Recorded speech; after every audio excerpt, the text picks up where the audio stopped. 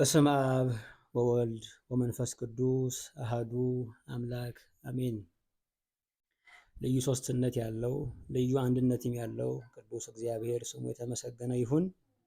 በቸርነቱና በምህረቱ ጋርዶ ጠብቆ ያደረሰን ይህን ሳምንት ደግሞ ስላደረሰን ስሙ የተመሰገነ ይሁን።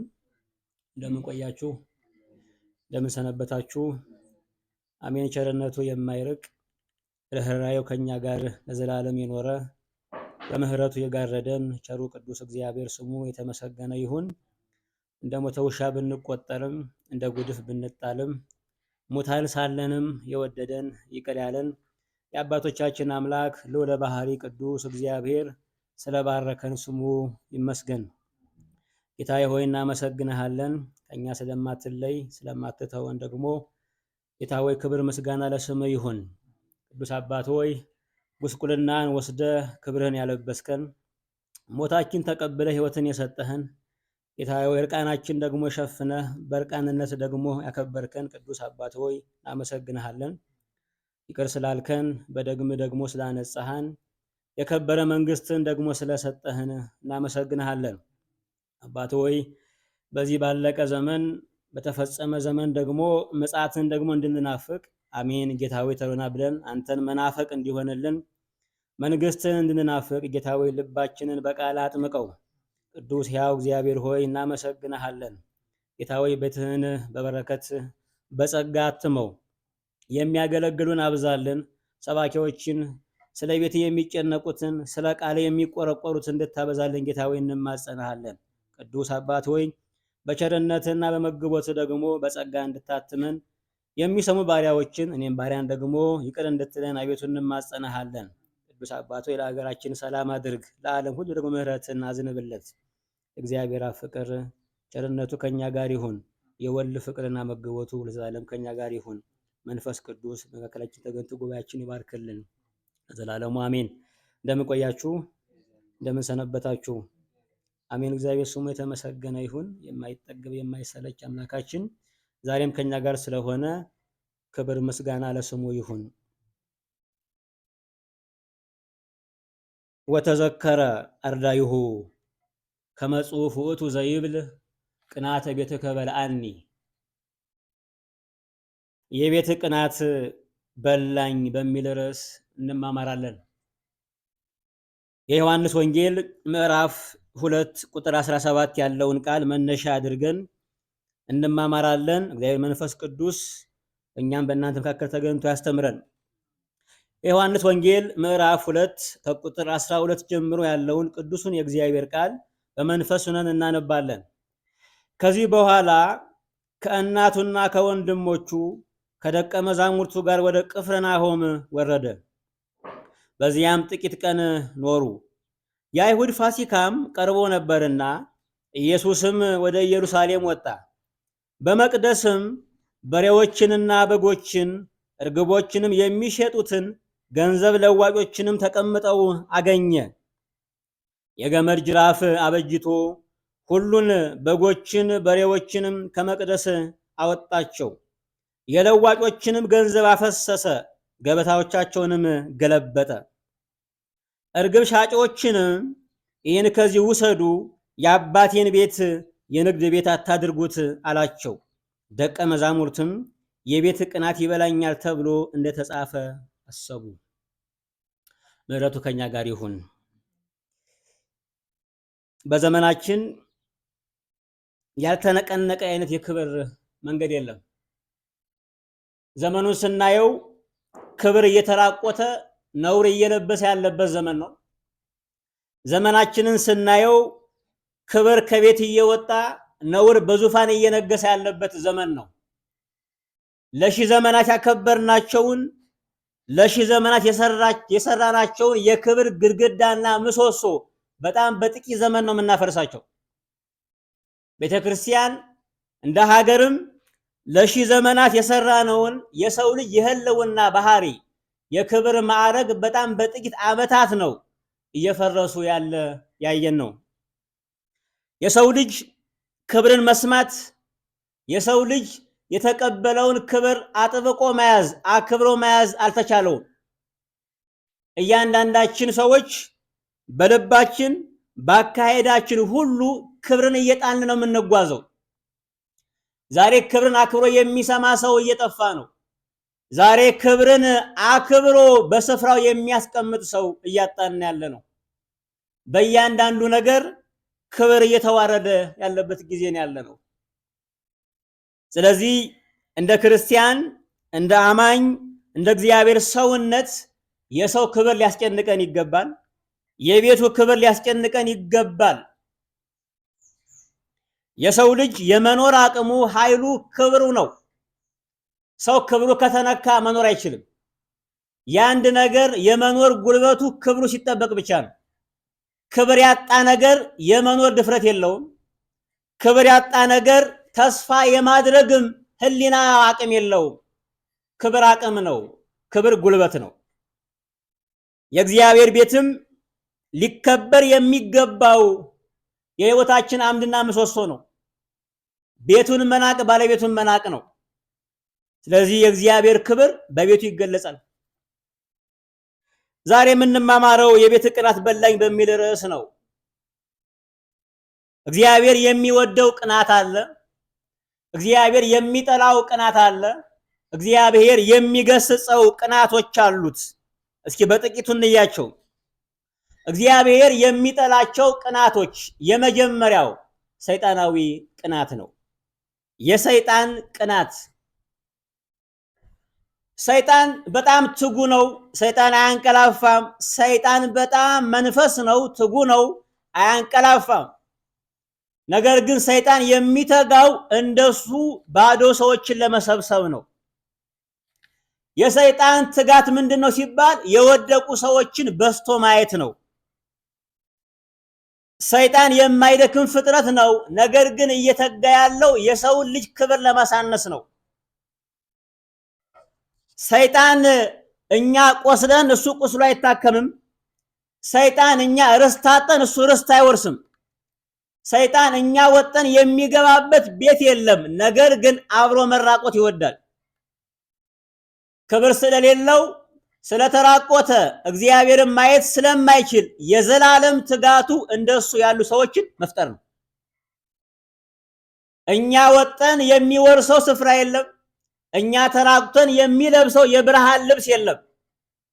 እኛ ቆስለን የሚታከመው በሽታ የለም። ነገር ግን ሰይጣን ምን ይፈልጋል ሲባል የእኛን መራቆት ማየት ይፈልጋል።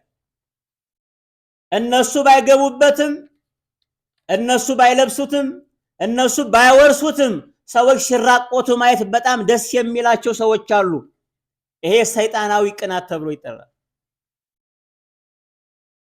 ሰይጣን በእባብ ገላ ተሰውሮ ወደ ገነት መጣ። ሔዋንን ያላትን ነገር እናያለን። በገነት ካለው ዛፍ ሁሉ አትብሉ ያላችሁ ለምንድን ነው ብሎ ጠየቀ። መጀመሪያ ሲጀመር እግዚአብሔር በገነት ያለውን ዛፍ ሁሉ አትብሉ አላለም። ቅናተኛ ሰው አጣሞ ነው የሚጀምረው። እግዚአብሔር ሁሉም ብሉ ነው ያለ። ነገር ግን የማይበላ በለስ አንድ በለስ ብቻ አለ። ያም ስለ ፍቅሩ የተከለከለ ሕግ ነው። እግዚአብሔር ያደረገላቸውን ውለታ መክፈል እንዲችሉ የሰው ልጅ አቅም እንዲያገኝ የተከፈለ መስዋዕትነት ነው። ምክንያቱም እግዚአብሔር ላደረገልን ውለታና ፍቅር መክፈል ስለማንችል ፍጠረን ሳንለው ስለፈጠረን መልክና አራያውን ስለሰጠን ይሄን ውለታ መመለስ ስለማንችል እግዚአብሔር የምንመልስበት የፍቅርን ምላሽ አስቀመጠ። እሱ ዕፀ በለስ ይባላል። ዕፀ በለሱን ባለመብላት የእግዚአብሔር ፍቅር መግለጽ እንችላለን። ዕፀ በለስን ፍቅር ነው። በነገራችን ላይ ሰይጣን መጥቶ ለምንድን ነው የማትበሉት አለ። ሔዋንም ሞትን እንዳንሞት ነው አለች። ሰይጣን እንደዚህ አለ፣ ሞትን አትሞቱም፣ ነገር ግን ዓይናችሁ እንዲከፈት መልካሙንና ክፉን እንደ እግዚአብሔር እንድትሆኑ እንደሚያውቅ ስለሆነ ነው የከለከላችሁ ብሎ እግዚአብሔርን አማላቸው። ቅናተኛ ሰው በራሱ አይመጣም። ቅናተኛ ሰው በእባብ ገላ ተሰውሮ ነው የሚመጣው። ቅናተኛ ሰው ራሱን ሆኖ አይመጣም። በራሱ ግብር አይፈትናችሁም። ቅናተኛ ሰው ተሰውሮ ይመጣል። ለምንድን ነው ማትበሉት አለ። ሞትን አትሞቱም ብሎ እግዚአብሔር አምላክን ሐሰተኛ ያደረገው ዝም አለች። የክብርን ጌታ ሞትን አትሞቱም ብሎ ሰይጣንን ተቀብለው እግዚአብሔር ሞትን ትሞታላችሁ ያለ እርሱ ስለሆነ ሐሰተኛ ያደረገው ሰይጣን ዝም አሉ። ሁለተኛ ዓይናችሁ እንዲከፈት ብሎ ያላችሁበት ህልውና ጨለማ ነው አላቸው። በዚህም ዝም አሉ። እግዚአብሔር ማንም የማያወልቀውን የብርሃን ልብስና ጸጋ አለበሷቸው ነበር አዳምና ሔዋንን። ያን የለበሱትን የክብር ልብስ ነው የረገመው ሰይጣን። ዝም አሉ። እነርሱ ግን ህልውናችሁ ጨለማ ነው፣ ዓይናችሁ እንዲከፈት ነው አለ። ሶስተኛ እግዚአብሔርን አሳነሰው። ዝም አሉ። እንደ እግዚአብሔር እንድትሆኑ ነው አለ። በለስ ተበልቶ አምላክ የሚኮን ቢሆን ራሱ ሰይጣን ለምን በልቶ አምላክ አይሆንም? ስለማይቻል ነው። አምላክነት የባህሪ ነው እንጂ አምላክነት ተቆርጦ የመጣ ግብር አይደለም። ሔዋን ግን ዝም አለች። ሰይጣን ደስታው ምንድን ነው ሲባል ሰው ሲራቆት ማየት ነው። አዳምና ሔዋንን ከገነት አስወጣቸው፣ እርሱ ግን አልገባበትም።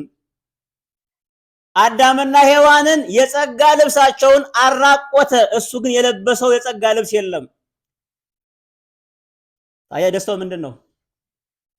የሰይጣን ቅናት ማለት የሰዎችን ጉስቁልና መውደድ ማለት ነው።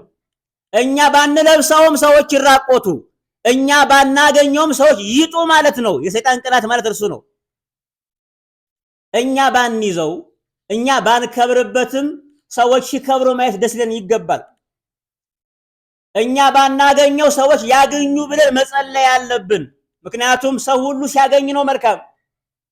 ሁሉ እንዲራቆት፣ ሁሉ እንዲያጣ፣ ሁሉ እንዲከስር ይሄ የሰይጣን ቅናት ምኞት ነው። ዛሬ ብዙ ልብ ውስጥ ያለ ቅናት ይሄ ቅናት ነው። አብሮ መጎሳቆል፣ አብሮ መድቀቅ፣ አብሮ ማጣት፣ አብሮ መራቆት ይሄ የሰይጣን ግብር ነው። ሰይጣናዊ ቅናት እግዚአብሔር የማይወደው ቅናት ነው። የሚገሰስ ቅናት ነው።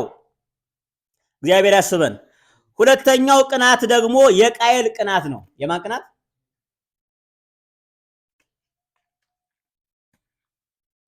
ይሄ ደግሞ በወንድም ላይ የሚደረግ በጣም ክፉ የሆነ የቀላ ዓይን ነው። ወንድሞች ላይ የሚነሳ የአመጽ ዱላ ነው ይሄ ቅናት። አቤልና ቃየል ወደ እግዚአብሔር ዘንድ መስዋዕትን አቀረቡ። እግዚአብሔር ግን ወደ አቤልና ወደ መስዋዕቱ ተመለከተ፣ ወደ ቃየልና ወደ መስዋዕቱ ግን አልተመለከተም ይላል። ይህን ባየ ጊዜ ቃየል ፊቱ ጠቆረ፣ ዓይኑ ቀላ። ቃየል የሱ መስዋዕት ካለመቀበሉ በላይ የወንድሙ መስዋዕት ማድረጉ ነው ያበሳጨው። የአቤልም መስዋዕት እንደ ቃየል መስዋዕት ባያርግ ኑሮ አቤል ደስተኛ ይሆን ነበር።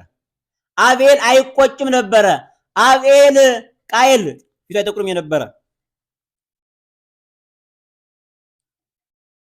አቤል ስላረገ መስዋዕቱ ቃየል ተበሳጨ፣ ቃየል ፊቱ ጠቆረ እና የአቤል መስዋዕት ስላረገ ነው የቆጨው እንጂ የአቤል መስዋዕት እንደ ቃየል መስዋዕት ከስሞ ቢሆን በእግዚአብሔር ፊት ባይታይ ኑሮ ቃየል ደስተኛ ይሆን ነበረ።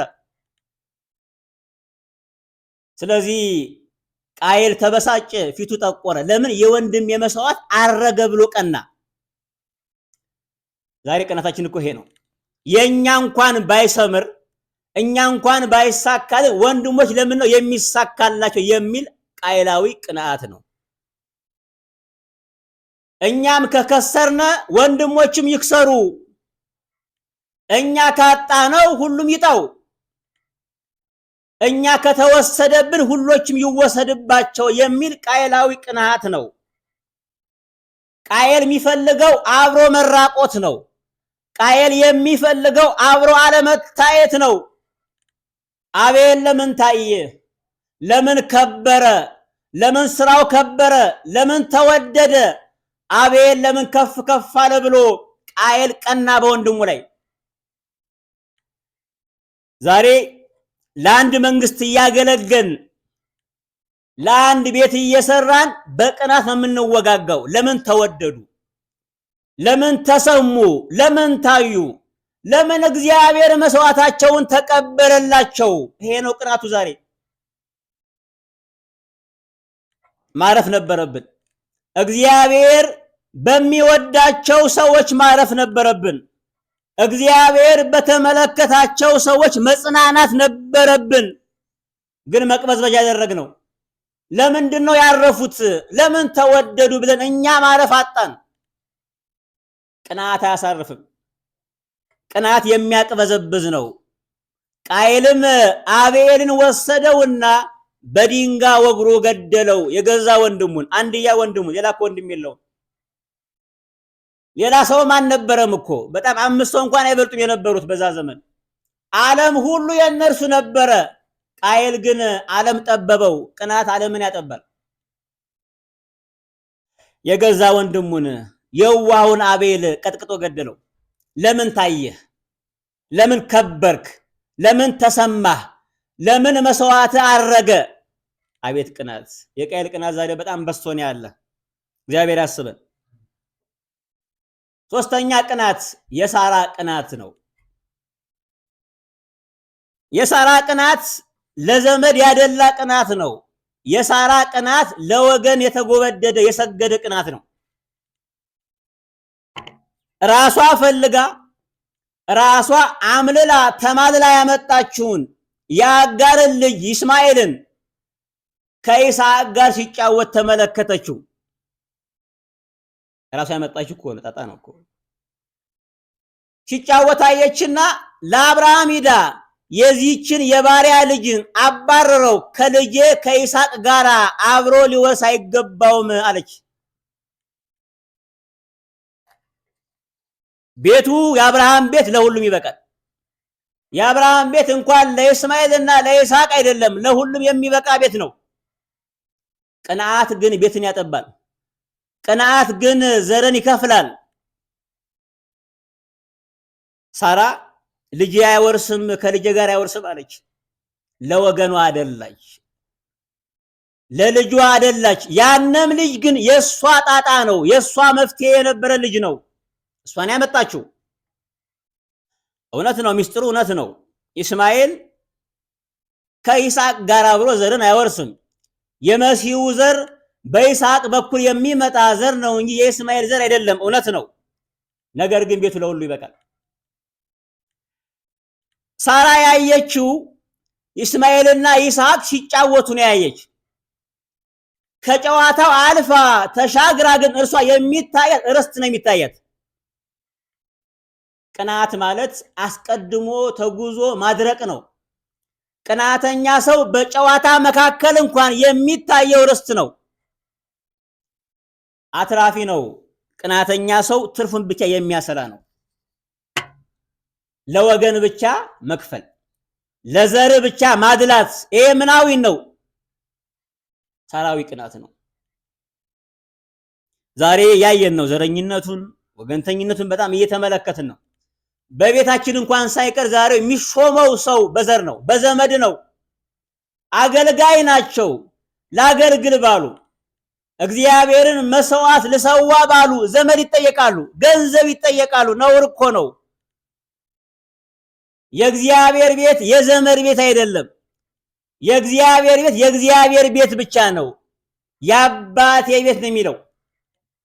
ቤቱ የማንም አይደለም። ቤቱ ባለቤት አለው። ቤቱ እርሱ ብቻ ነው። ዛሬ በዘር ነው የሚቀጠሩት። እንዴ እኛ የምናውቀው የነበረው ዘር የነበረው በአይሁዳዊ ስርዓት ነው። ዘር የሚቆጠርበት ክህነት የአይሁዳዊ ክህነት ነው። ምክንያቱም በአይሁዳዊ ጊዜ አንድ ሰው ሌዋዊ ካልሆነ ካህን መሆን አይችልም። አንድ ሰው የአሮን ዘር ከሌለው በቅድስተ ቅዱሳን ገብቶ መስዋዕትን አይሰዋው ምንም ዘር ቢኖረው። የኛ ክህነት ግን እንደ መልከ ጼዴቅ ያለ ዘላለማዊ ክህነት ያለው ጌታ ነው ያለን። ክህነታችን ከዘር ከነገድ የወጣ ነው።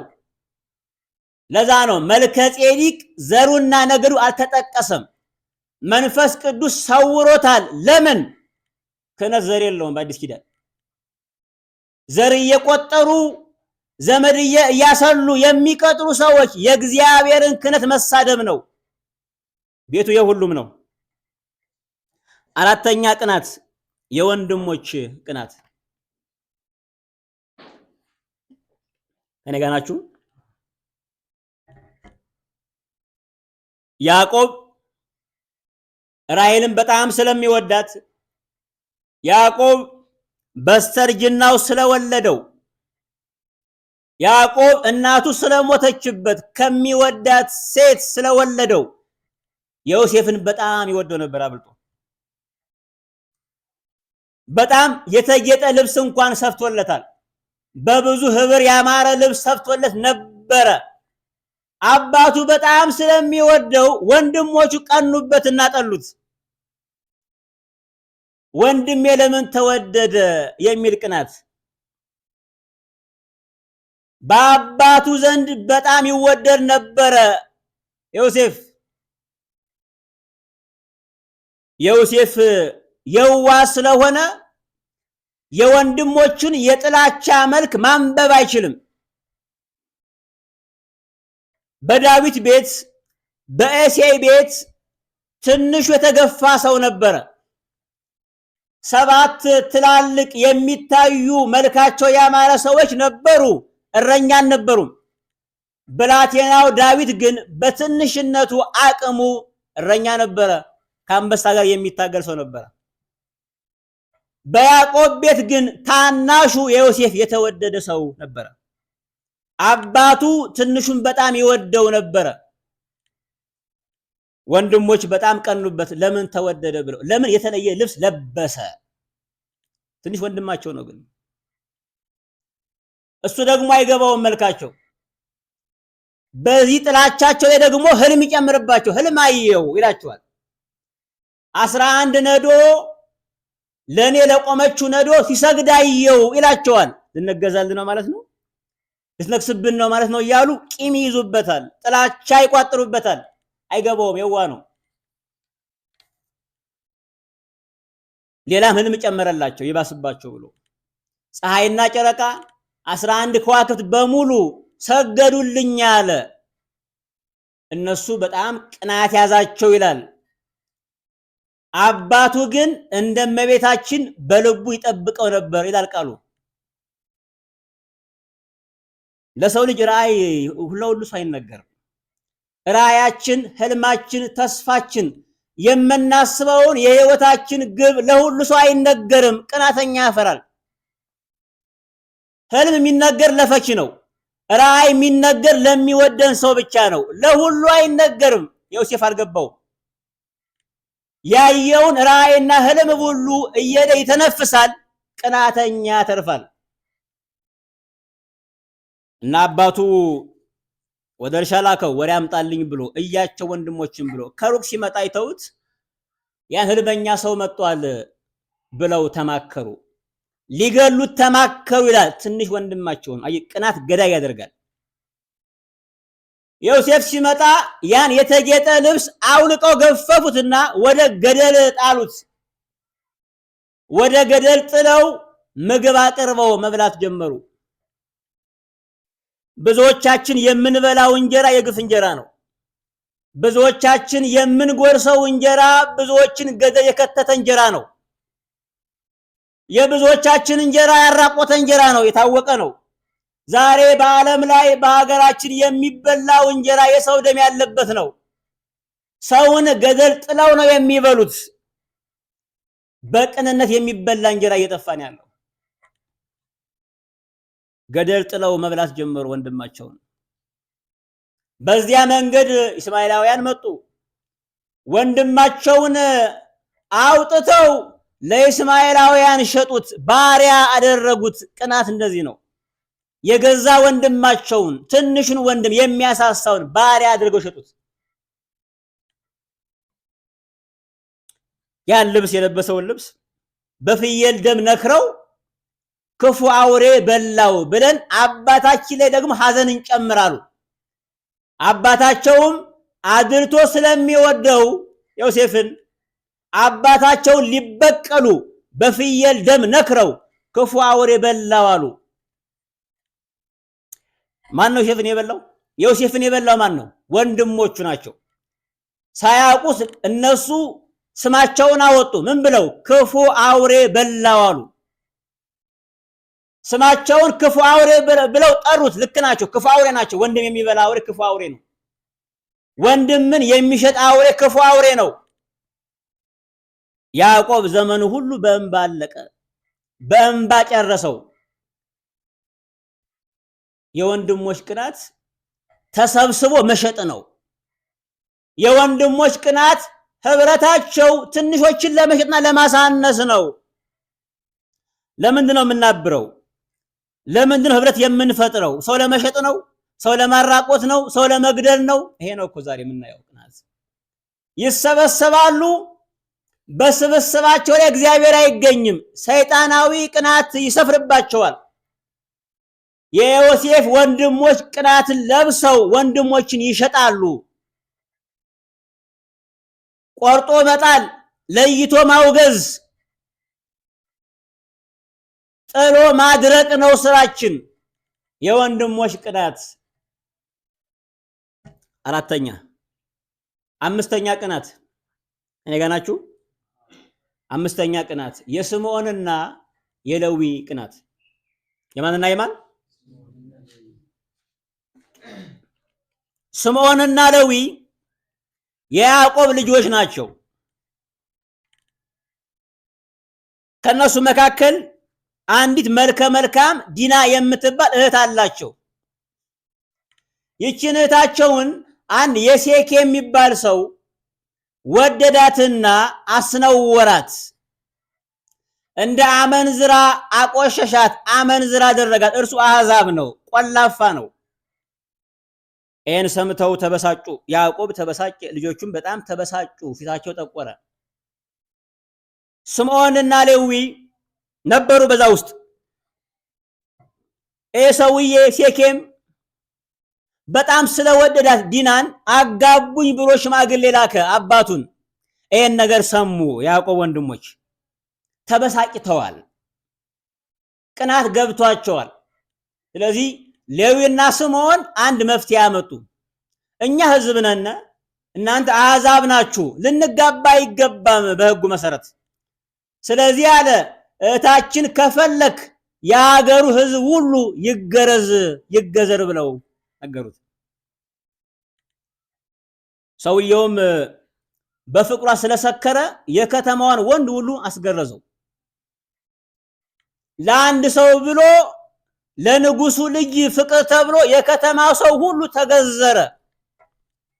ግዝረት የአብርሃም ኪዳን ነው። ግዝረት ማለት የእግዚአብሔር ልጅ የሚያደርግ ማህተም ነው። ነገር ግን እነዚህ የከተማው ሰው ሁሉ የተገረዘው ለእግዚአብሔር ክብር ብሎ ሳይሆን ለማን ብሎ ነው? ለሴት ልጅ ፍቅር ብሎ የተገረዘ ነው። ስለዚህ የእግዚአብሔር ልጅ አያደርግም። ለሴት መገዘር የእግዚአብሔር ልጅ አያደርግም። ብዙዎቻችን ለእግዚአብሔር ያልሰገደ ማንነት ለማን ይሰግዳል? ለሴት ይሰግዳል። ይሄ ማለት ሴኬማዊነት ነው። የእግዚአብሔር ሕዝብ የሚያደርግ ለእግዚአብሔር ክብር ብሎ መገዘር ብቻ ነው። አንዳንድ ጊዜ መቼም እግዚአብሔር ደግ ነው፣ ግን ለሴት ብለው ሃይማኖታቸው የሚቀይሩ ሰዎች አሉ። ወደኛም ይምጡ ወደዛም ይሄዱ፣ ልክ አይደለም። ሰው ሃይማኖቱን የሚቀይረው ሃይማኖቱ ገብቶት ወዶት የእግዚአብሔር ፍቅር ታትሞበት ነው እንጂ ቲፎዝ አይደለም። ሃይማኖት ፕሮፓጋንዳ አይደለም፣ ሰላማዊ ሰልፍ እንቅስቃሴ አይደለም፣ ጩኸትም አይደለም። በጣም ጽሞና ያለበት ህይወት ለውጥ ነው። ከመቸው እኮ እንደሚለውጥ እኮ አናውቅም። አሁን ደግሞ የመጣ ደግሞ ቻሌንጅ አለ አይደለ? አይታችኋል። ታሪኬን ቀያሪ የሚል አንድ ልጅ ያሳየ ነበር። አንዱ ልጅ መጥቶ ታሪኬን ቀያሪ የሚል ቻሌንጅ። ልጅየው እኮ በጣም ገና ልጆች እኮ ናቸው። በዚያ ቀን ሰክሮ፣ በዚያ ቀን ጠጦ፣ በዚያ ቀን ረክሶ፣ በዚያው ቀን ነጠላ ለብሶ ልብሱን ቀይሮ፣ በዚያው ቀን ሃይማኖተኛ ሆኖ አምኖ፣ በዚያው ቀን አማኝ ሆኖ እንዴት ያለ ነገር ነው! እንኳን ሃይማኖትን አይደለም እኮ ልብስን እንኳን ለመቀየር ጊዜ ይፈልጋል። የዝና ጥማት ነው። ዝነኛ ለመሆን እንፈልግ ነው። ስለዚህ እነዚህ ስምዖንና ሌዊ ከተማ ሁሉ ተገዘረና ቆሰለ። 3 ቀን ሲሞላው እነዚህ ሰዎች ሄዱና የከተማውን ሰው በሙሉ በሰይፍ ጨረሱት። ለአንድ ዲና ለአንድ እህታቸው ቅናት በጣም ስለበላቸው የከተማውን ሰው ነው የጨረሱት። ለአንድ እህታቸው የመደቡት የከተማውን ሕዝብ ነበር። በልባቸው ተንኮል አድርገው ነበር። ተገዘሩ ብለው ነበር። አሳንሰው አቁስለው ቃል ሰጠው ገደሏቸው። ቅናተኛ ሰው ልቡ አይገኝም። ስምዖንና ሌዊ በልባቸው ቅናቱን አርግዘው ያ ሕዝብ ሁሉ ሲገዘር ሲቆስል ሲያንስ ቃላቸውን አምኖ ሲወድቅ ጨረሱት ገብተው። ዛሬም ቃላችን ተቀብለው አምነናቸው ስለነሱ ቆስለን ታመን ደክመን ይገሉናል። ቅናተኛ ሰው ርህራሄ የለውም። ቅናተኛ ሰው ምንም አይነት ሐዘኔታ የለውም። የስምዖንና የሌዊ ቅናት ስንተኛ ነው? 5ኛ ቅናት። 6ኛ ከኔ ጋር ናችሁ? የሳኦል ቅናት። የማን ቅናት? የሳኦል ቅናት። እግዚአብሔር ሳኦልን ስለጠላ ዳዊትን አነገሰው በእርሱ ላይ። ዳዊት ንጉስ እያለ አልሸፈተም። ንጉስ እያለ ዙፋን አላገኘም። ቅባቱ እያለው በሳኦል ላይ አልተነሳም። ሳኦል ግን ዳዊትን ያሳደው ጀመረ። ከተማ ሁሉ ተጨንቆ በአንድ ሰው በጎልያድ ጀነራሉ ሁሉ ተጠቦ ሳኦል ጨንቆት እያለ መፍትሄ ጠፍቶ ሳለ ብላቴናው ነው እግዚአብሔር ያስነሳው። የእስራኤልን ሐፍረት የሸፈነ ዳዊት ነው። ይሄን ላደረገ ሰው ሳኦል አጋንንት እየጨፈረበት በገና እየደረደረ የሚያሳርፈውን ይህን ብላቴና ምስኪን ቀን ቀን ቤተ መንግስት ነው የሚውለው። ማን ያጽናና ነው? ሳኦልን ያጽናና። ሳኦልን አጽናንቶ ከቤተ መንግስት ወደ እረኝነቱ ይሄዳል። በጎችን የማይረሳ እረኛ ነው ዳዊት። ንጉስ ሆኗል፣ ተቀብቷል። ወሬ ሁሉ ከንጉስ ጋር ነው የሚውል፣ ደጃዝማች ጋር ነው ውለው። ነገር ግን ምንም ቢሆን በጎቹን የማይረሳ እረኛ ነው። አገልጋይ እንደዚህ ነው። አገልጋይ በየትኛውም ስፍራ ቢገኝ በጎቹ የሚያሳስቡት መሆን አለበት። ስለ በጎቹ የሚቀና መሆን አለበት። የከተማው ሴት ሁሉ ተወጦ አታሞ እየመታ እያጨበጨቡ እልል እያሉ ምስጋና ማዜም ጀመሩ። ዳዊት ሳኦል ሺህ ገደለ፣ ዳዊት ግን ምን አሉ? 1000 ገደለ እያሉ ማዜም ጀመሩ። የከተማው ሴቶች ምስጋናቸው ንጻሬ ስላለው ማሸሟጠጥ ነው። በምስጋና ላይ ንጻሬ ካለ በሽሽቅ ነው የሚወለው። ዳዊት 1000 ገደለ አይበቃም? በዚሁ አጋጣሚ ንጉሳቸውን ስንፍናውን ለመስደብ ስለፈለጉ የንጉሳቸውን ሐፍረት ለመግለጽ ስለፈለጉ ሳኦል አሉ 1000 ገደለ፣ ዳዊት ግን 1000 ገደለ ብለው ተናገሩ። በዚህ ጊዜ አለ ሳኦል ቀና፣ ተበሳጨ። ምን ቀረኝ አለ። ምን ተወስዶበት ነው? ምን ቀረኝ አለ። መንግስት የብቻ ነው የቀረ አለ። መንግስቱም እኮ ተወስዷል እኮ በእግዚአብሔር አላወቀውም እንጂ። ቀናበት፣ አሳደደው። በገበታ እየበላ ጦር ይወረውርበት ነበረ። በዛ ብላቴና ልጅ ባሳረፈው፣ አጋንንቱን በገሰጸለት፣ ሐፍረቱን በሸፈነለት። ቅናተኛ ሰው ውለታ አያውቅም። ቅናተኛ ሰው ውለታ የሚያውቅ ሰው አይመስላችሁ። ጎልያድን ለገደለ ልጅን ነው ያለው እኮ ምድርለት፣ ግብር ነው የሚቀነስለት። ይሄ ነው እኮ ሽልማቱ። ይመሰገን ነበረ። ዳዊት ስለ ስራው ምስጋና ይገባው ነበረ፣ እንኳን ሊወቀስ። ሜሮብ የምትባለውን የሳኦል ልጅ ላጋባ አለው። እሱ ነው የመጀመሪያ ያመጣው ስርዓቱንም ያመጣው ሽልማቱንም። ዳዊት ግና የንጉሥ አማች እንኳን ልሆን የማይገባኝ ሰው ነኝ አለ እና ቅናተኛ ስለነበረ ሳኦል ስለቀናበት ቀኑ ሲደርስ ሌላ ሰው ጋር ዳራት። ሜሮብን ቀኑ በደረሰ ሰዓት ቤተሰቦቹ ሲዘጋጁ ዳዊት መንፈሱ ሲዘጋጅ ሊያገባ ሌላ ሰው አምጥቶ ዳረበት። ቅናተኛ ሰው አያርፍም። ቅናተኛ ሰው እየገዘገዘ የሚጥል ሰው ነው።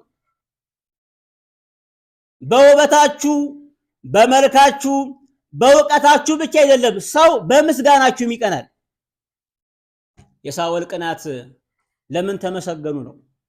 የሳኦል ቅናት ለምን አሸነፉ ነው? ሰባተኛ እኔ ጋር ናችሁ።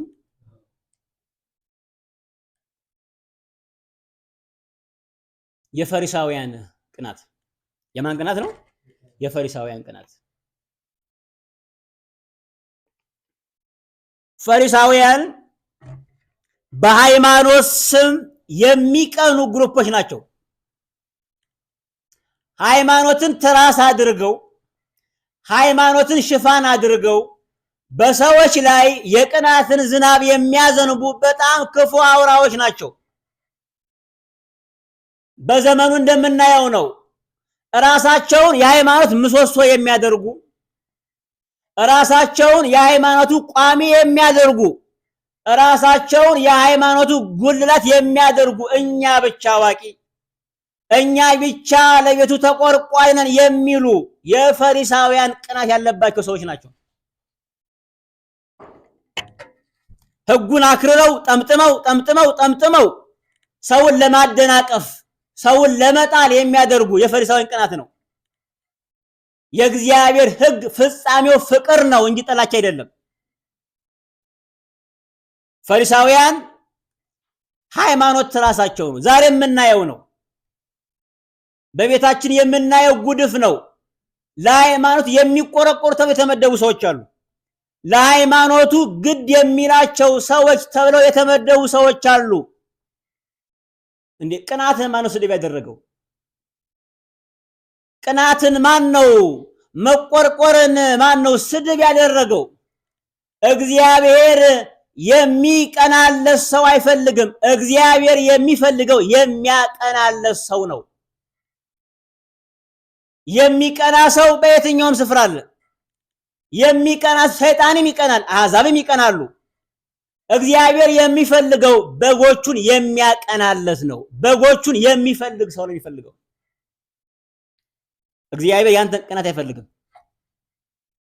ማን ነው ቅናትን ሁሉን መንከስ፣ ሁሉን መስደብ፣ ሁሉን መንደፍ ያደረገው? ቅናተኛ ነኝ ይላሉ፣ ሁሉን ይሳደባሉ። ቅናተኛ ነኝ ይላሉ፣ ሁሉን ይረግማሉ፣ ሁሉን ይጨፈልቃሉ፣ ይጠቀጥቃሉ፣ ይረግጣሉ። ይሄ ቅናት ነው። ምንድነው ይሄ? የፈሪሳዊነት ቅናት ነው። ይሄ የፈሪሳዊ መንፈስ ነው። ክርስቶስ ፈሪሳውያን ቅናታቸው ነበር የሚያሳደው። ጌታ ሲከብር አይወዱም ማየት። በሰንበት ሲፈውስ ለምን ፈወስክ ክስ ስለማይሆን፣ ለምን አዳንካቸው ነቀፋ ስለማይሆን፣ ቢያጡ በሰንበት ለምን ፈወስክ ይሉታል። ቅንዓት ፈውስንም አይወድም። ፈሪሳውያን ቅናታቸው የሚለበለባቸው ሰዎች ናቸው። ጌታችን ሲከብር አይወዱም። ክርስቶስ በሆሳዕና ዕለት ሰው ሁሉ እየዘመረለት ሰው ሁሉ እያመሰገነለት ወደ ከተማው ሲገባ እንደዚህ አሉ። ፈሪሳውያንም የካህናት አለቆችም እርስ በርሳቸው ምንም እንደማታደርጉ አያችሁን? ዓለም ሁሉ ከኋላው ተከተለው አሉ። ማን ተከተለው? ዓለም ሁሉ ተከተለው። የሃይማኖተኛ ቅናት የመከተል ቅናት ነው። ተከታይ የማጣት ቅናት ነው የሃይማኖተኛ ቅናት። ሃይማኖትን አልብሰው የሚቀኑ ሰዎች ዋናው ዓላማቸው የተከታይ ቅናት ነው። ፈሪሳውያን ህዝቡ ሁሉ ጌታን ስለተከተለ ሙዳይ ምጽዋታቸው የሚያጭበረብሩት ህዝብ ዘነቀባቸው ነው። ህዝቡ እንዳይድን ነው። ህዝቡ አእምሮ እንዳይታከም ነው ቅናታቸው። ዛሬም የምንቀናው ስለ ምጽዋቱ መቀዝቀዝ ነው። የምድዋይ ምጽዋቱ ከቀዘቀዘ እኛ እንቀናለን። ዛሬም የምንቀናው ገንዘብ ስለመልቀም ነው እንጂ ነፍስን ስለመልቀም የሚጨነቅ አገልጋይ የለም። ደስ ይላቸዋል። እኛ በየቤቱ ተቀምጠን ገንዘባችን ቢሄድ እንኳን ደስ ይላቸዋል፣ አይጨንቃቸውም። ዋናው ገንዘባችን ይምጣ። የተከታይ ጥማት ሁሉ ተከተለው ነው የሚሉት። ጲላጦስ እንኳን ታዘዋቸው። ጲላጦስ እንኳን ቅናታቸውን ተረድቶ የአይሁድን ንጉሥ ልፍታላችሁን አላቸው። ምክንያቱም የሊቀ ካህናቶች በቅንዓት እንዳስያዙት ያውቃልና ይላል። ፈሪሳውያን ጌታችንን ያስያዙት የሰቀሉት በቅናት መንፈስ ነው። ደሙ አሉ፣ በጣም ግፍ እኮ ነው። ደሙ አሉ በልጅ ልጆቻችን ላይ ይሁን፣ በርባን ይፈታ፣ እሱ ግን ይሰቀል ይሙት አሉ። ህዝቡን አወኩ ገብተው። እስከ ቀራንዮ ለማይከተሉ ህዝብ ነው እኮ እሱን ያሙት። እስከ መስቀል ድረስ ለማይታዘዘው ወገን ነው ጌታን የጠሉት። እሁድ ወሳአና ብለው በሳምንቱ ይሰቀል ለሚሉ ሰዎች ነው እግዚአብሔርን የወቀሱት። ቅናት ወንበደኛን ያስፈታል።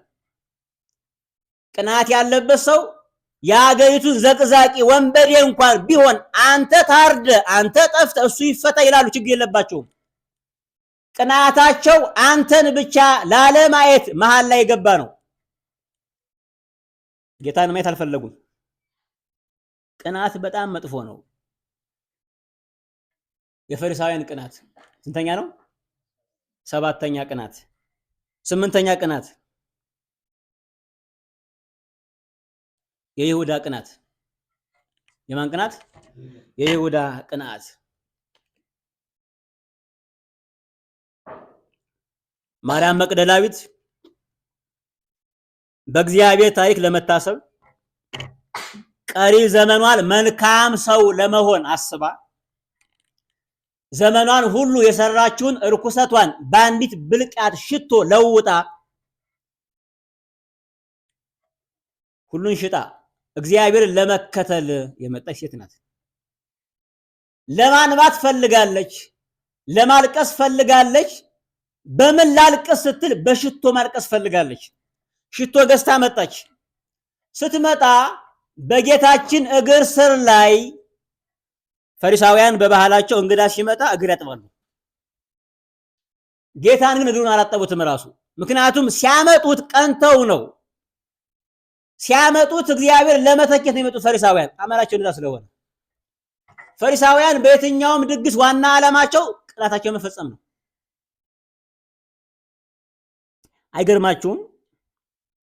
ክርስቶስ አልዓዛርን ከሞት ካስነሳው በኋላ በማርታ ቤት የራት ግብዣ ተደረገለት እና እራት ከደረገ በኋላ ፈሪሳውያን ሊያጣሩ መጡ። የተነሳው አልዓዛር እርሱ ነው አይደለም በውን ብለው ለማጣራት መጡ። ሲያዩ አልዓዛር ነው። በጣም የሚገርመኝ ነገር የሊቀ ካህናቶችም ደግሞ አልዓዛርን ሊገድሉት ተማከሩ ይላል። ሰውዬ እኮ ከሞት ነው የመጣው። ሰውዬ እኮ ሞትን ቀምሶ የተመለሰ ሰው ነው። ፈሪሳውያን ግን ወደ መጣበት እንመልሰው ብለው ተማከሩ። አልዓዛር ከመጣ በጣም ጥቂት ቀኑ ነው። ከተነሳ ከሞት ከመጣ በጣም ጥቂት ቀኑ ነው። ፈሪሳውያን ግን የሞተን ሰው እንኳን እንደገና ሊገድሉ እንኳን ይማከራሉ። ዓላማቸው ሁሉ ጌታን ለመንቀፍ ነው። በዚህ ሰዓት በስምዖን ለምጻሙ ቤት ያን ሽቶ አምጣ በጌታ እግር ስር ላይ መጀመሪያ በፀጉሯ አሸችው፣ በእንባዋ አራሰችው፣ በሽቶዋ ደግሞ ቤቱን አወደችው። ይገባሃል አለችው። መዓዛዬን ለውጥልኝ አለችው። የከረፋው መዓዛዬን በዚህ ውድ ሽቶ መዓዛ ተቀብለ አሳርግልኝ አለች። በዚህ ጊዜ ይሁዳ እንደዚህ አለ፣ ለምንትኑ ዝመጠነ ዝፍረት አሃጉለት ዛቲ ብእሲት አለ። ለምንድን ነው ይሄን ሁሉ ሽቶ የምታባክነው የምታጠፋው? ቢሸጥ እኮ ለድሆች ይሆን ነበረ አለ ይሁዳ። የይሁዳ ቅናት ዮሐንስ ሲናገር በወንጌሉ ሌባ ስለነበረ ነው ይላል። ዮሐንስ ችግር የለበትም። ሌባ ስለነበረ ነው፣ ከከረጢቱ አውጥቶ ስለሚሰርቅ ነው። ዓላማው ይሄ ነው። ይሁዳ ሽቶውን ዋጋውን ያውቋል። አይገርማችሁም? ይሄ ሽቶ እኮ አለ 300 ዲናር ያወጣል። አይ ውሎ የሚናገር ነው። ይሁዳ ውሎ ከምንድን ነው? ንግድ ጋር ነው የሚውለው። በእግሩ የሚከተለው ጌታን ነው። በልቡ የሚከተለው ግን ምንድነው? ገንዘብን ነው የሚከተል ይሁዳ። በጌታ እግር ላይ የፈሰሰው በጌታ እግር ላይ የፈሰሰ አይባክንም። በጌታ እግር ላይ የፈሰሰ አይጠፋም። ይሁዳ ቢሸጥ ኑሮ አንተ ነው የምትሰርቀው።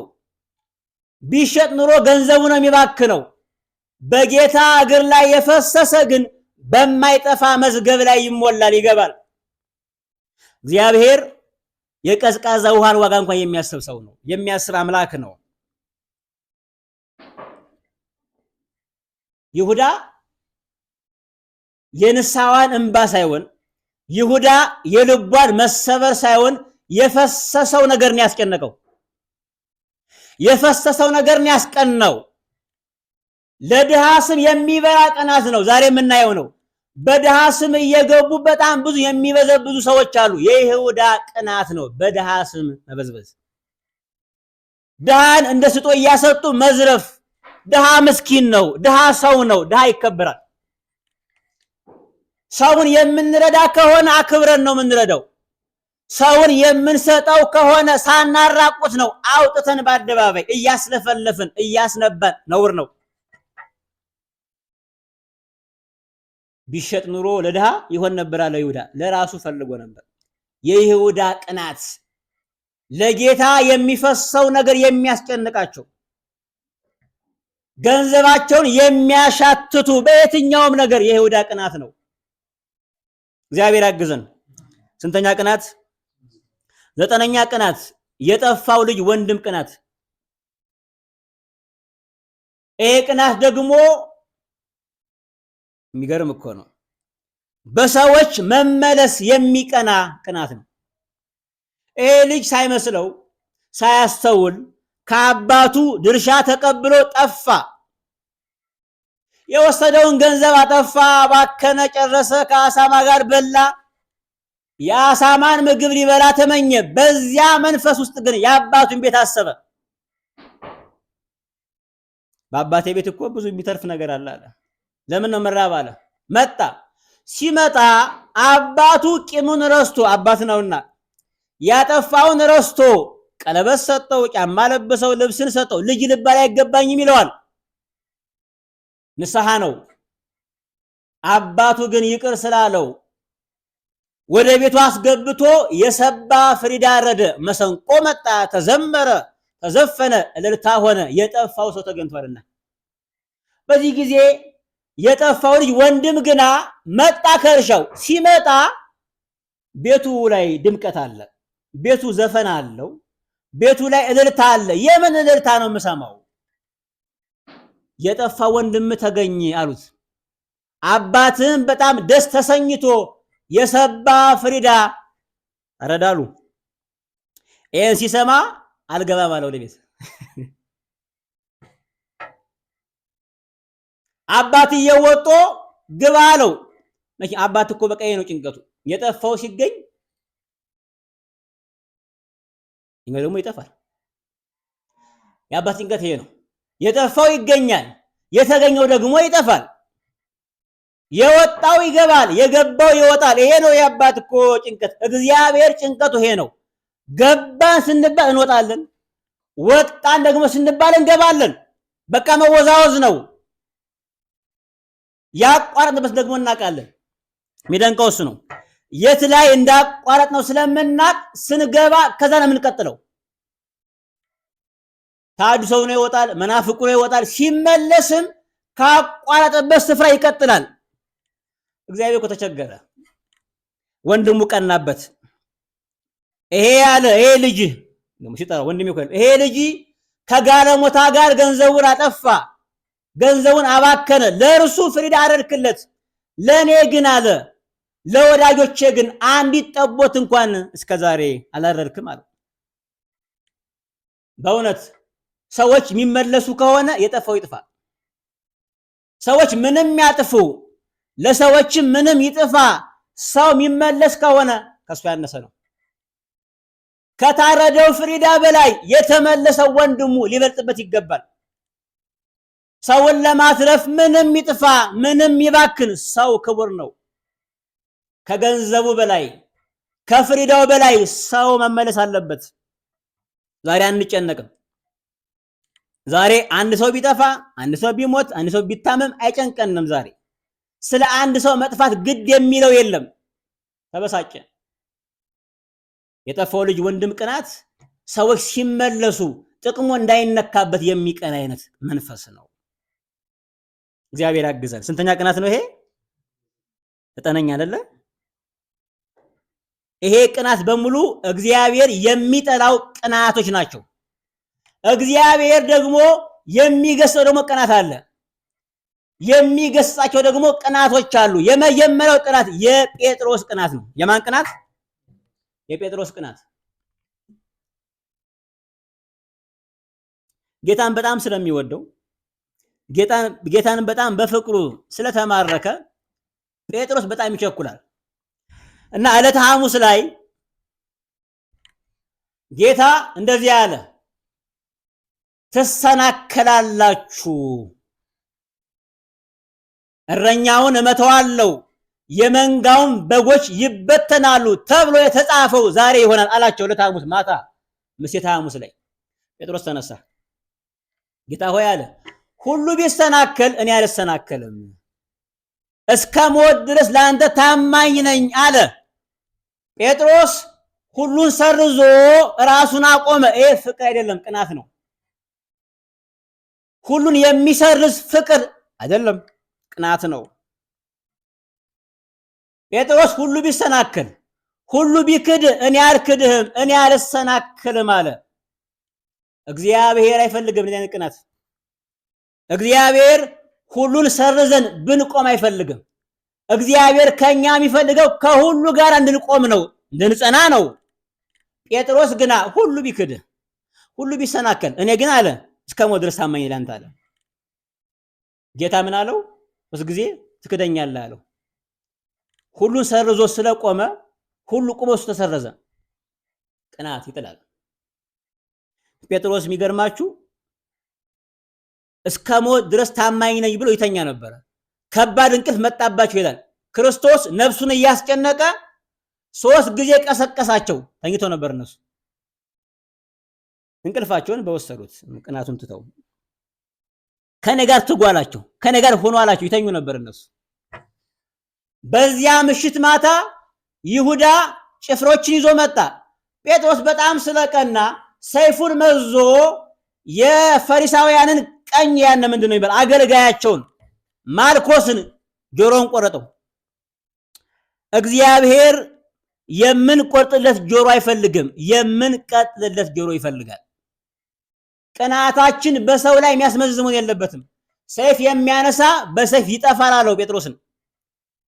ለእግዚአብሔር ስንቀና ሰይፍ አይመዘዝም። ለእግዚአብሔር ስንቀና የሰው ክብር አይነካም። የእግዚአብሔር ስንቀና ሰዎችን ሰርዘን መሆን የለበትም። ቅናት አክብረው መሆን አለበት። እግዚአብሔር ይሄን ቅናት ገሰጸው። ጴጥሮስ እኔ ብፈልግ አለ ከ12 ጭፍሮች በላይ መላእክት አሉ፣ አባት ያለው ይሰድልኛል አለ። ፈቅሮ የሞተ ነው ክርስቶስ። ሁለተኛው ቅናት የጳውሎስ ቅናት። እግዚአብሔር የገሰጸው ቅናት የጳውሎስ ቅናት ነው። ጳውሎስ የተማረ ሰው ነው። ጳውሎስ ኦሪትን ጠንቅቆ የሚያውቅ ሰው ነው። ተራ ሰው አይደለም። እግዚአብሔርን ስለሚወድ ጳውሎስ እግዚአብሔርን አሳደደው። የእግዚአብሔርን ልጅ የኢየሱስ ክርስቶስን ደቀ መዛሙርት እግዚአብሔርን ወዶ አሳደዳቸው። ቅንዓቱ ብርሃናዊ ስለሆነ ክርስቶስም በብርሃን አጥምዶ ለራሱ ቀን ያደረገው። እስጢፋኖስ ሲወገር ጨርቅ ይዞ ነበረ ጳውሎስ። እስጢፋኖስ ሲወገር አስወጋሪው ጳውሎስ ነበረ። ጳውሎስ ሲታከም ግን የእስጢፋኖስን ጽዋ ጠጣ። የእስጢፋኖስን ቤተሰብ ያጠመቀ ጳውሎስ ነው። አይገርማችሁ? ክርስትና እኮ እንደዚህ እኮ ነው። የልጃችን ገዳይ ብለው አልተውትም። የልጃችን አስገዳይ ነው ብለው አልነቀፉትም። ጸጋ ይከበራል። የእስጢፋኖስ ቤተሰብ በጳውሎስ እጅ ተጠምቀዋል። ጳውሎስ ስለቀና ለእግዚአብሔር ይሄ አሳሰብ ምንድን ነው? የእግዚአብሔር ልጅ እያሉ የሚሰብኩ እነማን ናቸው ብሎ ቀንቶ አሳደዳቸው። ከከተማ አስወጣቸው። የሚገርም እኮ ነው። ከምኩራብ አለቆች ሄደና በደማስቆ ደግሞ አሉ ሲባል ሰምቻለሁና እንዳባራቸው ፍቃድ ስጡኝ ብሎ ለመነ ይላል። የጌታን ደቀ መዝሙር ለመግደል ለመነ። ፍቃድ ተቀበለ። ደማስቆ እየሄደ ሳለ እግዚአብሔር ቅንዓቱን ስለሚወደው እግዚአብሔር ማንንም ሰው በዚህ አይነት ክብር አልጠራም። ምክንያቱም የፈሪሳውያንም ቅናት ቢሆን የተንኮል ነበረ። ጳውሎስ ግና ቅንዓቱ ለእግዚአብሔር ነበረ። ስለዚህ እግዚአብሔር ቅንዓቱን ለመልካም ነገር ቅና ብሎ አስተካከለው፣ በብርሃን ያዘው። ከሰማይ ብርሃን መጣ። ጳውሎስን ለምን ታሳድደኛለህ? ሳኦል ሳኦል ሆይ ለምን ታሳድደኛለህ? አንተ ማን ነህ አለው። እኔ የምታሳድደኝ ኢየሱስ ነኝ አለው። የመውጊያውን ብረት ብትቃወም ለአንተ ይብሳል አለው። አየህ ጳውሎስ ድሮም ቅን ነው ልቡ። ታዲያ ጌታ ወይ አደርግልህ ዘንድ ምን ትወዳለህ አለው። ወደ ከተማ ገባ፣ አገኘ ሐናንያን። አይኑ ሲገለጥ ግና አለ አይኑ አያይም ነበረ። ከእግዚአብሔር የክብር ብርሃን የተነሳ አይኑ አያይም፣ እንኳን አላየም። ጳውሎስ 3 ቀን ሙሉ አላየም የነበረ ያየውን የጌታን ብርሃን እያጣጣመ ነበር። እግዚአብሔር ደግ አይደለም? አይኑ ተገልጦ ቢያይ ኑሮ ወዲያውን ያየውን ብርሃን ይረሳው ነበር። እግዚአብሔር ግን 3 ቀን አይነ ስውር አድርጎ ያየውን ብርሃን ማጣጣም እንዲችል ያደረገ የቸርነት ነው። ሐናንያ መጣና ዳሰሰው፣ ከአይኑም ቅርፊት ወደቀ ይላል። ያ የወደቀው ቅርፊት ቅንዓቱ ነው። ቅንዓቱ ነው። እግዚአብሔር ያን የማይረባ ቅናት አውልቆ ትክክለኛ ቅናት ሰጠው። ጳውሎስ ዘመኑ ሁሉ ለጌታ ቀንቶ ሞተ። የጳውሎስ ቅናት እኔ ጋር ናችሁ። እንምጣ ወደዚህ ቅናት። ጌታ የሚወደው ቅናት የዳዊት ቅናት እስመ ቅናተ ቤትከ በልዐኒ፣ የቤት ቅናት በላኛ ለዳዊት። እኔ ምኖር አለ ዳዊት በቤተ መንግስት ነው ምኖረው፣ ቤቴ ያማረ ነው፣ ያንተ ቤት ግን በድንኳን ሆኖ ቤት ግን አርጅቶ አያዋለው። ጌታዬ ወይ የቤት ቅናት በላኝ፣ ቤትን እንድሰራ ዘንድ ፍቀድልኝ አለ ዳዊት። ዳዊት ለቤቱ ይቀናል። በዛ ድንኳን ውስጥ አፍኒንና ፊንሐስ ነውር እየሰሩ የመጣውን ምዕመን ሁሉ እያስነወሩ እየዘሞቱ እየመዘበሩ ዳዊት ይሄን ሲያይ እስመ ቅናተ ቤትከ በልዐኒ፣ የቤት ቅናት በላኝ አንገበገበኝ አለ ዳዊት። የቤቱ ቅናት ይበላችኋል፣ እንደው ያንገበግባችሁ ይሆናል፣ እንደው እንደ እግር እሳት ይለበልባችሁ ይሆናል። ምንድነው እኛ የሚበላን? የቤቱ ቅናት ነው አይደለም እኮ። በእግዚአብሔር ቤት ተቀምጠን የሚለበልበን ቅናት የገዛ ጥቅማችን ነው። ያለነው በእግዚአብሔር ቤት ነው፣ የምንቀናው ግን ለራሳችን ነው። የቤት ቅናት በላኝ። ወደ ቃሉ እንምጣ። ከኔ ጋር ናችሁ? እግዚአብሔር ከኛ ጋር ይሁን። ክርስቶስ ወደ ቅፍርናሆም መጣ ከእናቱና ከወንድሞቹ ጋር። የአይሁድ ፋሲካ በዓል ነበረ። በዚህ ጊዜ ወደ መቅደሱ ክርስቶስ መጣ። የፋሲካ በዓል የመስዋዕት በዓል ነው። እስራኤላውያን ዲያስፖራዎች ከየትኛውም ዓለም ያሉ ሰዎች በዚያ ቀን በግድ ይመጣሉ። በመቅደሱ መጥተው እንደ አቅማቸው መስዋዕትን ያቀርባሉ። ግዴታ ነው። አይሁዳውያን በዓለ መጸለት፣ በዓለ ሰዊት፣ በዓለ ፋሲካን ግዴታ በሀገራቸው ማክበር አለባቸው። ይህ ሕግ ነው። እንደ አቅማቸው የተቻላቸውን ያመጣሉ። እነሱ ነው የሚያመጡት ከተለያየ ሀገር። ጌታችን ሲመጣ ግን ወደ ቤተ መቅደሱ እንደዚህ ያገኘ። እንደዚህ ይላል ቃሉ። በመቅደስም በሬዎችንና በጎችን እርግቦችንም የሚሸጡትን ገንዘብ ለዋጮችን ተቀምጠው አገኘ ይላል። ክርስቶስ ወደ መቅደሱ ሲመጣ ሻቂና ለዋጭ ነው ያገኘው። አንደኛው መቅደስ እኛ ነን። ክርስቶስ ወደኛ ሲመጣ ምንድነው የሚያገኘው? እሱም በደንብ ፈትሹ። በመቅደሱ የሚሸጡት ነገሮች ምንድናቸው? መስዋዕት የሚሆኑ ናቸው። በሬ፣ እርግብ፣ በግ። በመቅደሱ የሚሸጡ ነገሮች የዋሃኖች ናቸው። ዛሬም ቢሆን ተኩላ አይሸጥም፣ ጅብ አይሸጥም። አምሳያቸው ነዋ። ዛሬም በመቅደሱ ሊቃውንቱ ተገፍቶ አፈጮሌን የያዘው ምናየው ስለሆነ የተማሩት ለእግዚአብሔር ቤት የሚቆረቆሩት ተሰድበው፣ ተወግዘው፣ ተገፍተው አስመሳዮች ናቸው። ቤቱን ከቦት ያሉት ተኩላ አይሸጥም፣ ጅብ አይሸጥም። የሚሸጡት ግና በሬዎች ናቸው፣ ርግቦች ናቸው፣ በጎች ናቸው። የዋሃኖች ዛሬም ይሸጣሉ። የእግዚአብሔር ቤት የክብር ቤት ነው። የእግዚአብሔር ቤት ባለቤት አለው። ቤቱ የእርሱ ብቻ ነው። ሲመጣ በመቅደሱ ይሸጣል። በአሕዛብ አደባባይ የሚባል ስፍራ አለ፣ በዛ ይሸጣሉ። አንድ አይሁዳዊ መስዋዕትን ያመጣል ከተለያየ አካባቢ። መስዋዕቱን ሲያመጣው ሌዋውያኖች አሉ፣ ካህናት በጉን ያገላብጣሉ። ይሄ በግ ያነሰ ነው፣ አይመጥንም፣ ለጌታ መስዋዕት የሰባ አይደለም ይላሉ። ከሩቅ አገር ስለሚመጣ ብዙ ሰው፣ በድካም ስለሚመጣ ብዙ ሰው በጉ ሊደክም ይችላል። በጉን ያገላብጡና ይሄ ነገር ለእግዚአብሔር መስዋዕት መልካም ስብ አይሆንም፣ ታዲያ ምን እናድርግ ሲሉት ከኛ በጉ ሰድ ይላሉ። ገንዘብ ጨምርና ወይ ደግሞ ሁለት በግ በአንድ በግ እንለውጥ ይላሉ። ነጋዴ ናቸው። ያ ሰውዬ ያን በግ ይሰጣል፣ ሌላ በግ ይሰጧል። ያን ያመጣውን በግ እነርሱ ንጹህ አድርገው ደግሞ ይሸጡታል። ለነሱ ሲሆን አይረክስም በጉ። ካህናቶች አስጨናቂ ነበሩ። ህዝቡን የሚያስጨንቁ ካህናቶች ነበሩ፣ የሚበዘብዙት ነበሩ። በዚያ መቅደስ ገንዘብ ለዋጭ ነበሩ። ምክንያቱም ዲያስፖራ ስለሆነ ህዝቡ የሚመጣው ከግሪክ ነው፣ ከሮም ነው፣ ከአሕዛብ ሀገር ነው። የአሕዛብ ሀገር ደግሞ ሳንቲሙ የጣዖት ምስል አለበት። ስለዚህ ቤተ መቅደሱ ስለማይገባ ብላክ ማርኬት ያደርጋሉ። በጌታ ቤት በማይገባ ዋጋ ይሸጣሉ፣ ይገዛሉ፣ ምንዛሬ ይፈጽማሉ። በቤቱ ከኔ ጋር ናችሁ? የእግዚአብሔር ቤት የንግድ ቦታ አይደለም። የእግዚአብሔር ቤት መነጋገጃ አይደለም።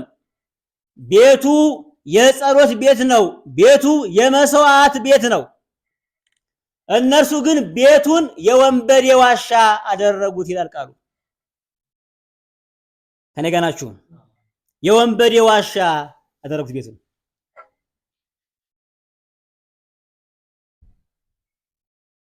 ቤተ ክርስቲያን ራሷን መቻል አለባት። እውነት ነው። ቤተ ክርስቲያን ከማንም ሰው መለመን የለባትም። እውነት ነው።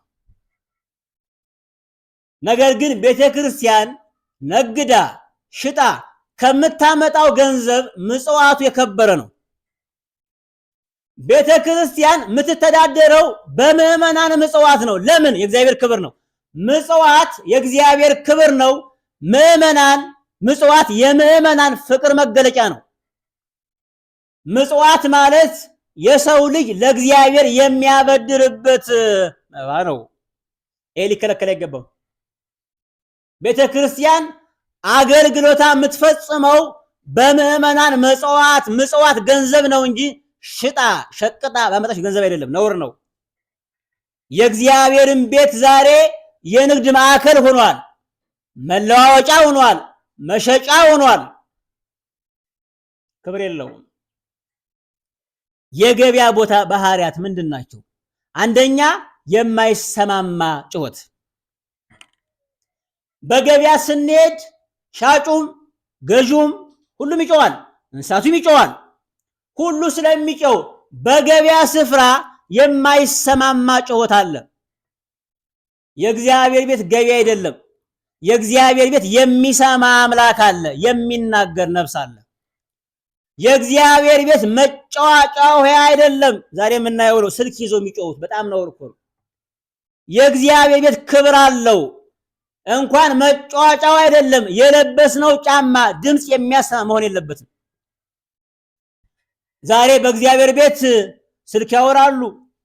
ቅዳሴ ውስጥ ገብተው ማንባቱ፣ ማልቀሱ፣ መመሰጡ እንኳን ቢቀርባቸው ቪዲዮ ከፍተው መጋረጃ ገልጠው መስዋዕቱን ያራክሳሉ።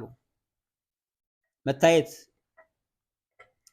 የእግዚአብሔር ስፍራ ገበያ አይደለም፣ የቅዱስ ስፍራ ነው።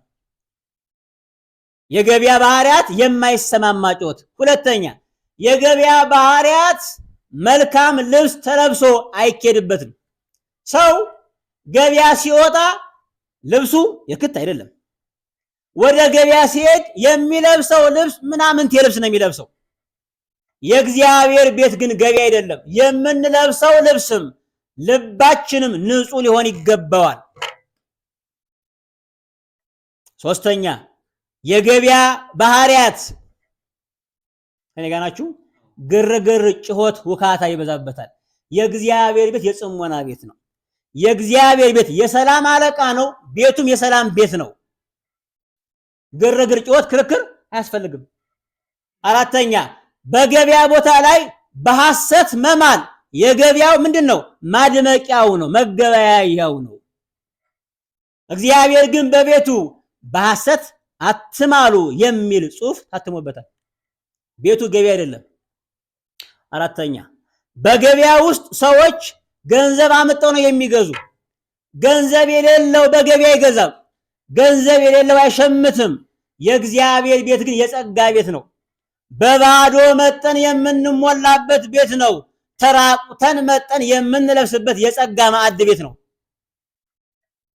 እንዳመጣ ነው አንሄድም። በጌታ ቤት አትርፈን ነው የምንሄደው። የእግዚአብሔር ቤት የገበያ ቤት አይደለም። ቤቱ የሰላም ቤት ነው፣ የእውቀት ቤት አይደለም።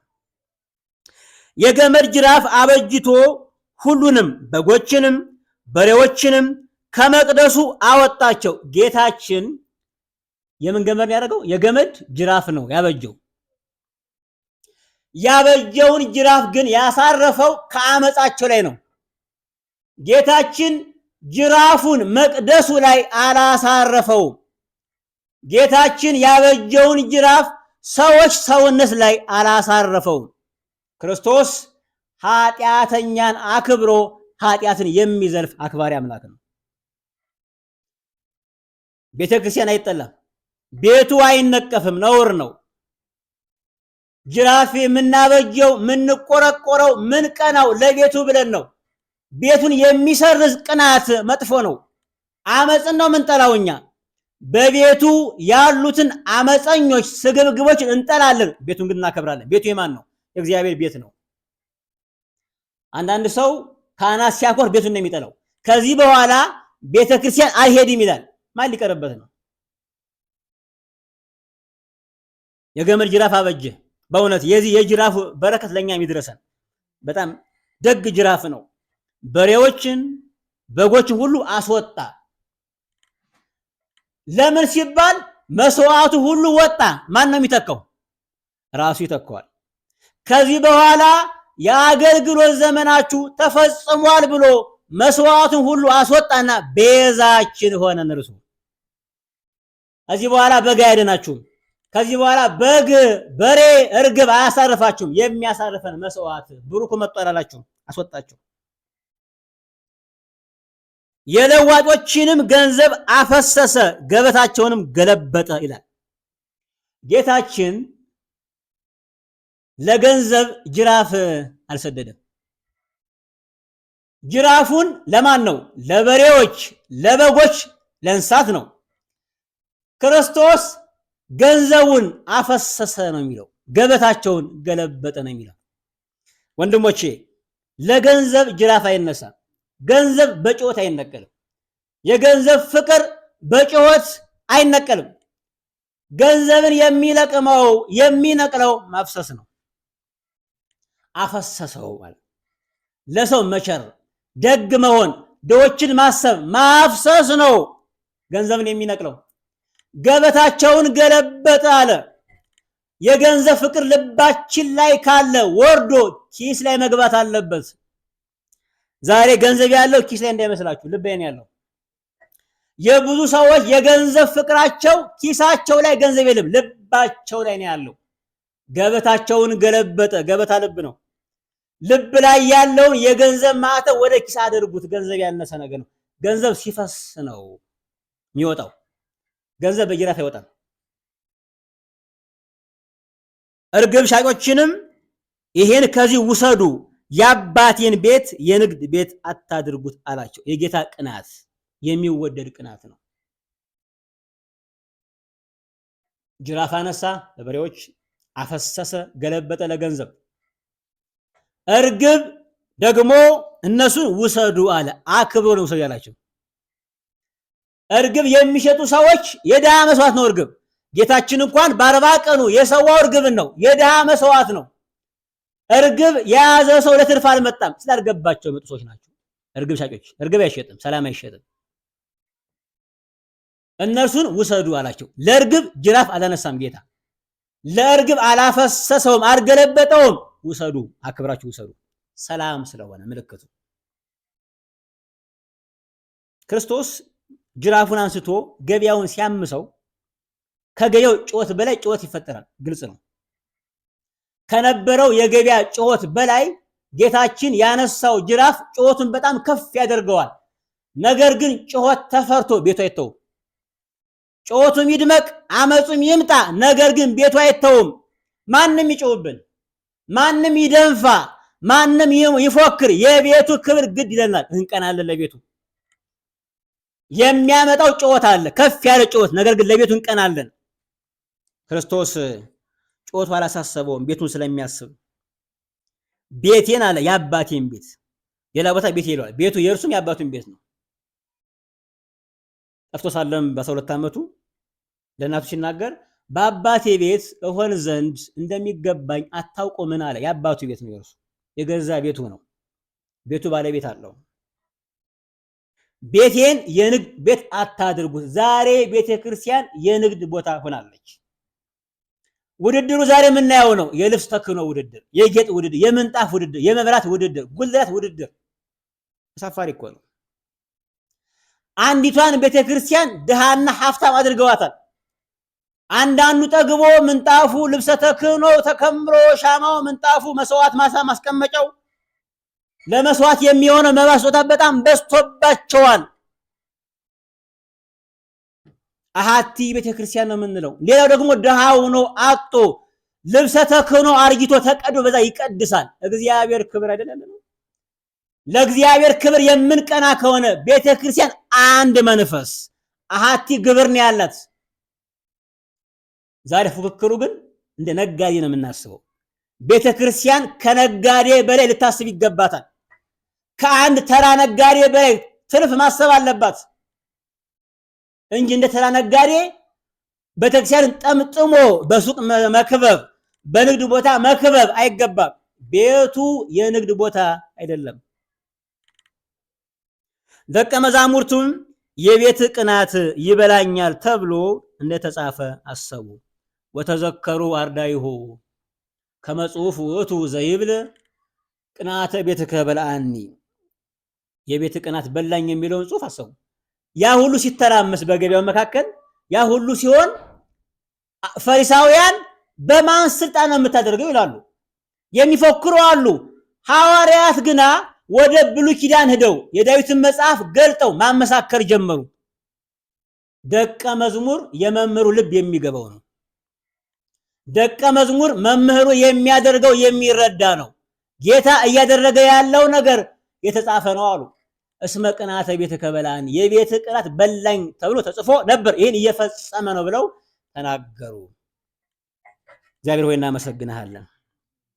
የቤት ቅናት ይብላን፣ መንፈስ ከኛ ጋር ይሁን። ጌታ ሆይ በቤተ ክህነት በክህነትህ በዙፋኑ ላይ ደግሞ ለአንተ የሚቀና ሰው እንድሾምልን እንማጸናሃለን። ቅዱስ አባት ሆይ የቤት ቅናት ይብላን፣ ያንገብግበን፣ ቤት ያሳስበን። ቅዱስ ስምህ የተባረከ ይሁን። ወስብሐት ለእግዚአብሔር። ይቆየን።